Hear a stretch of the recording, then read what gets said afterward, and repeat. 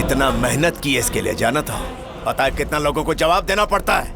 पता है तुम लोगों का बेवकूफी की वजह से आज हम पर कितना मुश्किल आन पड़ा है? सर पे वाला मर गया। कहा बोला मर गया? तो हम का उसका लाश से बात कर रहे थे। इतना देर से काहे बताए बे?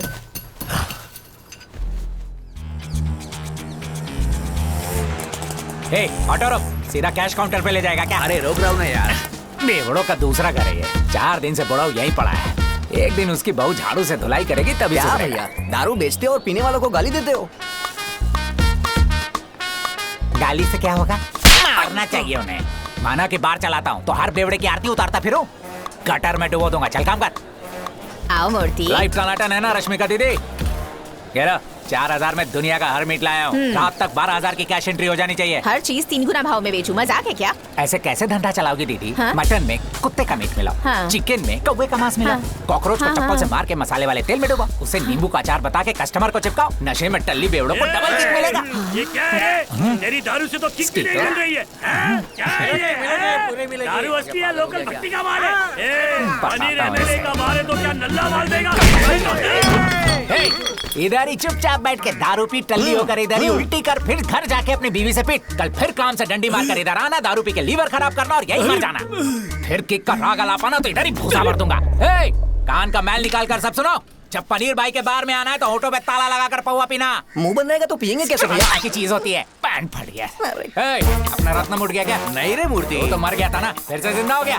सुन चिरकुट, धूप मुंह पे आने पे भी जो ना उठे, कौवा मुंह पे बीट करे तो नहीं ले। अपने शास्त्रों के हिसाब से वही संसार में सच्चा बेवड़ा है। ये क्या? एक कटे हुए पेड़ के माफिक मस्त औंधा पड़ा है। देखा? पहले पूरा खंबा खलास किया, उसके बाद एक अंधे को भी गटक गया और ऊपर से क्वार्टर मारा और फिर से सो गया। रतन जी, रतन जी, भैया दूसरी बार मर गया क्या? सवाल ही नहीं है। बोतल गिरने वाली है। मेरे नहीं गिरेगी, गिर जाएगी गुरु। देख धोनी की माफिक लपक लिया। एक बार को शराबी अपने खाने की थाली डस्टबिन में फेंक सकता है, पर शराब की एक बूंद कभी नहीं गिरने देगा। सच्चे शराब भक्त की निशानी है।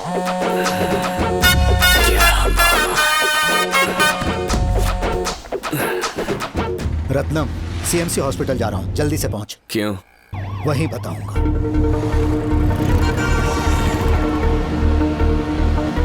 उसे अच्छे स्कूल में पढ़ाना चाहता था, इसने घर से इतनी दूर क्या एडमिशन हुआ? करवाया। उधर देख।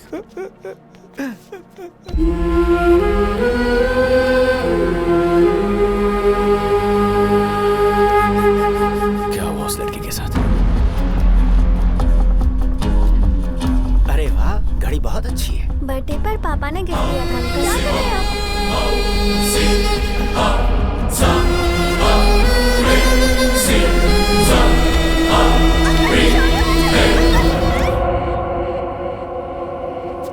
ब्लड टेस्ट के लिए जब डॉक्टर ने टच किया तो डर के मारे उसका हाथ छटक दिया। कौन है वो मामा? बाबू रेड्डी, चित्तूर के पास एक काउंसलर है। मामा काउंसलर नहीं, खुजली वाला कुत्ता है वो। पहले भी काटपाड़ी कॉलेज के एक स्टूडेंट को अपने यहाँ 4 दिन रख चुका है, तभी उसे गोली मार देनी चाहिए थी। रत्नम, अब ये तेरा काम है, तुम्हारी जगह मैं जेल जाऊंगा। बताइए क्या करना है? उसके पास जाके इस बच्चे को याद कर लेना। क्या करना है दिल बता देगा,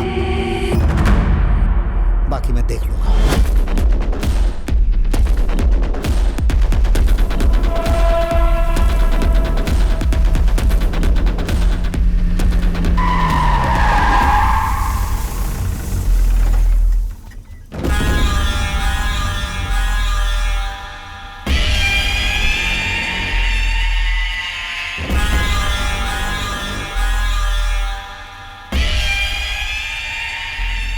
उसे पास मत आने देना। ठीक है भाई।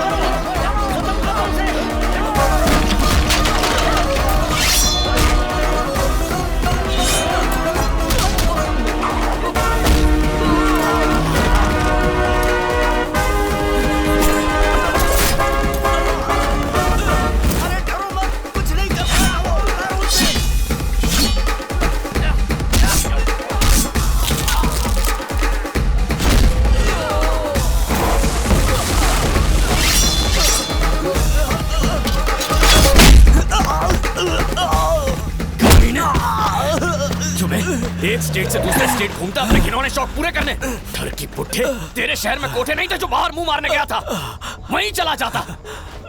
लेकिन अपनी प्यास बुझाने तूने उस बच्ची पे हाथ डाला। तेरी बेटी की उम्र की थी वो।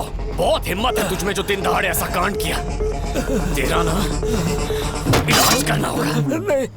नहीं। इसका पैर काट दूं क्या? काट दो भाई। इसका औजार ही उड़ा दूं। इसका हाथ काट दूं या सीधा गर्दन उड़ा के किस्सा खत्म कर दूं मैं? नहीं, ऐसा मत करो। तुझ जैसे बीमारों की बीमारी मिटाने का यही इलाज है। आजा, इधर छुपा था चूहा। जिम में था भाई। उधार चुकाने की औकात नहीं, बॉडी बनाने चला। आजा पहलवान, बिना किसी कागज के बैंक तेरे को लोन देती क्या? सेठ से पैसा लेता तो बीवी के जेवर रख लेता। हमारे आदमी ने बिना पढ़ाई लिखाई के तुझे ब्याज पे पैसा दिया और तू बिल में जाके छूट गया। कौन है बे? कानून अपने हाथ में लेता है तू। चल इधर आ। कोई नया रंग रूट है क्या? जाके हुल देता हूँ। मैंने तुझे पहले भी कहीं देखा है। तेरी माँ वेलोर के मार्केट में धंधा करती थी ना। तू उसी लोग नायकी का बेटा है ना जो धंधा करते हुए पकड़ी गई। क्या बोला? इसकी हिम्मत कैसे हुई?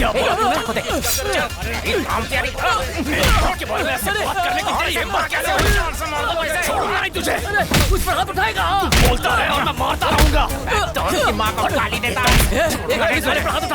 मार दूंगा तुझे। तुझे छोड़ूंगा नहीं मैं। हवाला बंद कर दूंगा तुझे।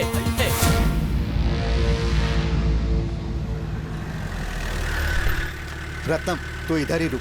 ठीक है मामा।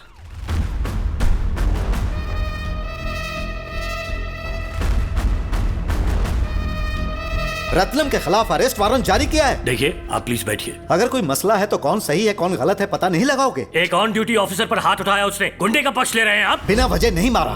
पुलिस वाले ने उसकी माँ को गाली दी। क्या कनन सर, आपकी बेटी ने घर से भागकर शादी की। कोई आपकी बेटी के बारे में उल्टा सीधा बोलेगा तो गुस्सा नहीं आएगा? अरेस्ट करके 3rd डिग्री नहीं दोगे? किसी को भी गुस्सा आ जाता। वो डिपार्टमेंट को परिवार की तरह मानता है। सबको भैया, दीदी, अंकल, दादा कह के बुलाता है। कईयों ने उसके साथ बैठकर मेरे बार में शराब पी है। और आज गुस्से में आकर एक बार उसने हाथ क्या उठाया, अब सब पुराने रिश्ते भूलकर भरी हुई बंदूक की तरह फायर होने को तैयार हो गए। अपने एमएलए का पावर इस्तेमाल करके अपने आदमियों को छोड़ने के लिए कभी कहा? एक को छुड़वाया तो उसके बदले दूसरे को पकड़वाया। जाइए, वो अभी बाहर खड़ा है तो जाइए उसे अरेस्ट करके अंदर कीजिए। लेकिन मैं भी चुप नहीं बैठूंगा सर।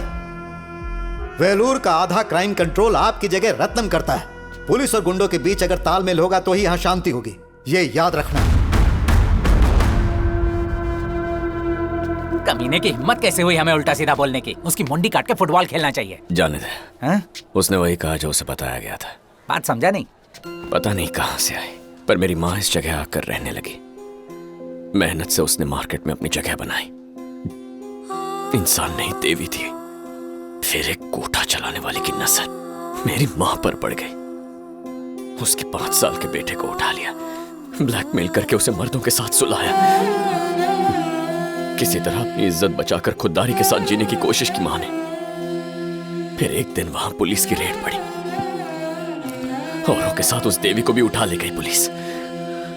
एक अखबार वाले ने फोटो खींच ली, खुद की तरक्की के लिए। एक फोटो के आई पूरा शहर उस देवी को गालियां देने लगा। फिर भी शायद हिम्मत जुटाकर वो जी लेती, लेकिन अपने बेटे के सामने वो इस तरह खुद को जलील होता नहीं देख पाए। और एक दिन पुलिस स्टेशन में ही उन्होंने फांसी लगाई। और इसीलिए जब भी कोई माँ का नाम लेता है ना तो दिल की धड़कनें बढ़ जाती हैं कि पता नहीं क्या पूछ लेंगे। हे मूर्ति, आज के बाद कभी मेरी माँ का जिक्र मत करना। जा।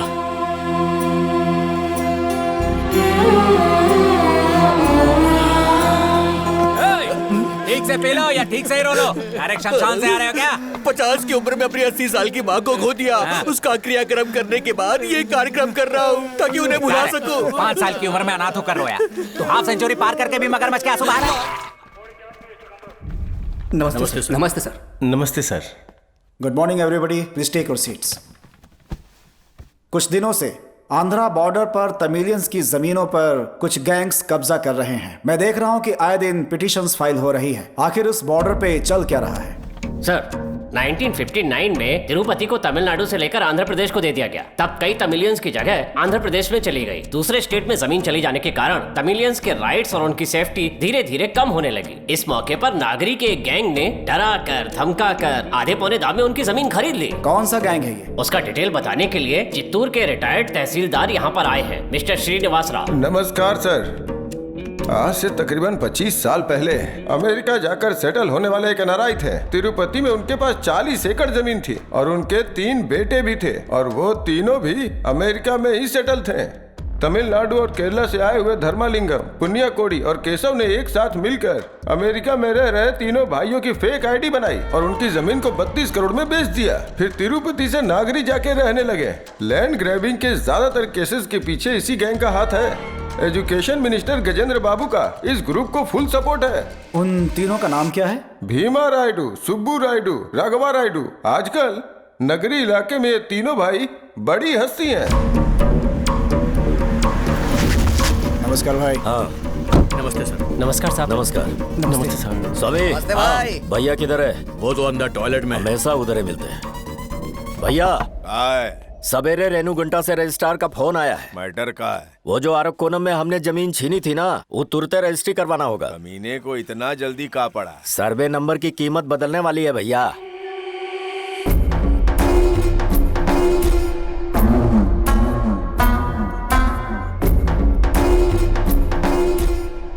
तो जल्दी से इंतजाम करवाइए।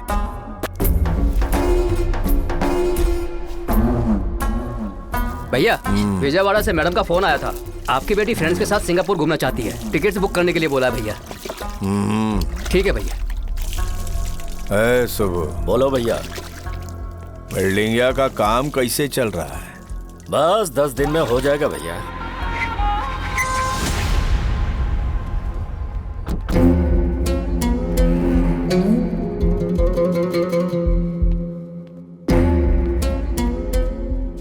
भैया एक परेशानी हो गया है। छुटका परेशानी है कि कौनो बड़का वाला परेशानी है? बहुत बड़ा परेशानी है भैया।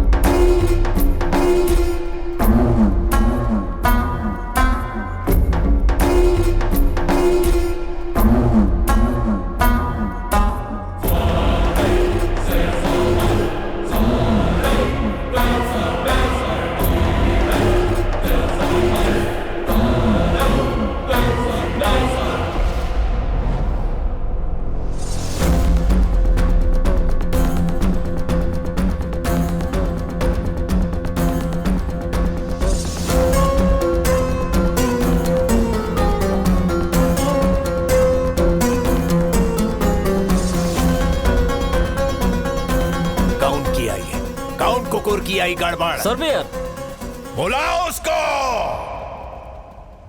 इतना गर्मी है, कार के एसी में बैठे। खामोश।